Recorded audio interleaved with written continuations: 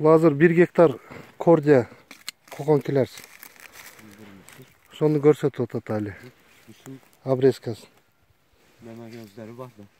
Bunlarda. Bunlar mömö de. Hı. Alıversin bir bu yılca. Alsın abi. Hı. Tamam, buradan kesmişsin. Yani Bunun ne kılış gerek? Bunlar üstünden şaktap aldı da. kısa git. Bir yaktan da yarısı çağırış şimdi ne kılış gerek? Bakacağım bunlar. Burada bir lider bulması gerek. Hı. Buradan da problem olmuşlar. Bunu da attık. Bunu da kıska kestik. Buradan budak versin. Ali kara kamit başta alalım. Buna Abraska'dan giyin. Meddik parası falan saçlanacak. Hı. Liderin yanından bunu attık. Bunları yönetiyor.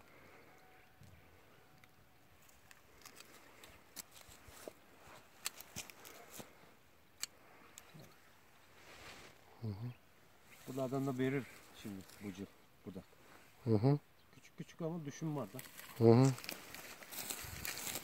Düşünme girgize vereyim mi? He? Girsin abi, problem değil. Kıska kestim bunu. Bunu yönetiyor.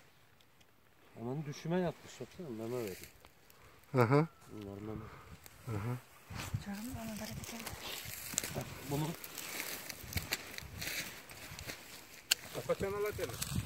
Buna уже плодовый почкалар var. Bu yıl girgize verdi düşünme.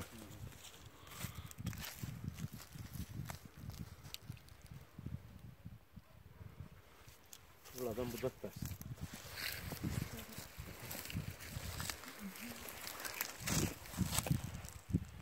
Çınar burada problem olmuş.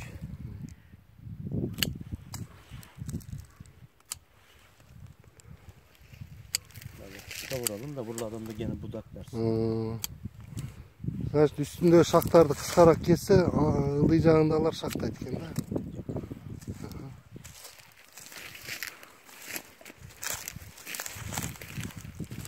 Hep düşün var buradan da. Bak burada da. Bunu açalım.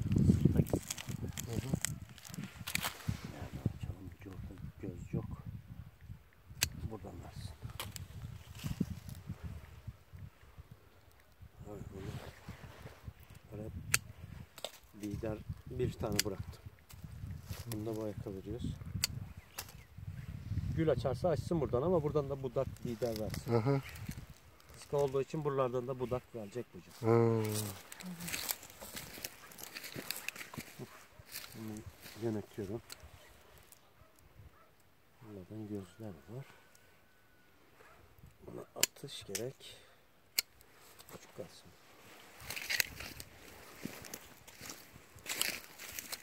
Bunu da küçüğden bıraktım. Buralardan budak versin.